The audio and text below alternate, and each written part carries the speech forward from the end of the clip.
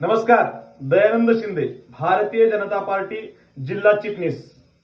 सर्वप्रथम महाराष्ट्र राज्याचे लोकप्रिय कर्तव्यदक्ष मुख्यमंत्री देवेंद्र भाऊ फडणवीस आणि महायुती सरकार तसेच तुळजापूर तालुक्याचे लोकप्रिय आमदार माननीय राणादादा पाटील या सर्वांचे मनभरून मनस्वी आभार.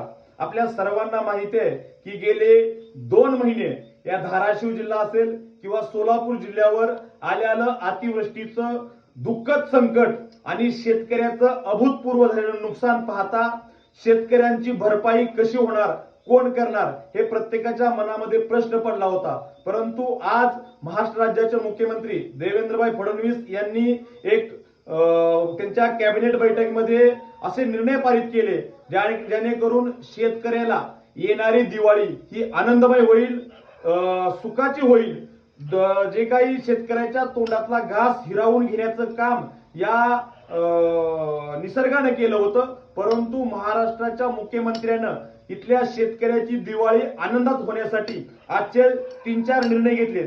त्यापैकी कोरडवाहू शेतकऱ्यांना मदत म्हणून 18,500 रुपयाचं अनुदान देण्याची घोषणा केली आहे. त्यानंतर बागायत ज्याची बागायत शेती आहे अशांना एकूण 32,500 रुपये हेक्टरी मदत करण्याची घोषणा केलेली आहे. तशीच हंगामी बागायत शेतकऱ्यांना एकूण मदत 27,000 रुपये हेक्टरी केलेली आहे. आणि दुसरी गोष्ट म्हणजे अतिवृष्टीमुळे आलेल्या पुरामुळे ज्या काही शेतकऱ्याची खरडून जमीन गेली आहे त्या जमिनीला देखील वेगळ्या पद्धतीनं न्याय देण्याचं काम या महाराष्ट्र सरकारनं केलं आहे.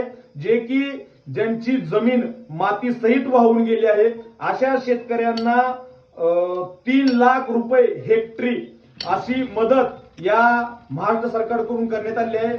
मी सर्व धाराशिव जिल्ह्यातील शेतकऱ्याच्या वतीनं माननीय मुख्यमंत्री देवेंद्र फडणवीस, महायुती सरकार व काळजीपूर्वक आणि अतिशय चिकाटीनं पाठपुरावा केल्याबद्दल आमदार राणादादा पाटील या सर्वांचे मनस्वी आभार मानतो. जय भीम, वंदे मातरम, जय जवान, जय किसान.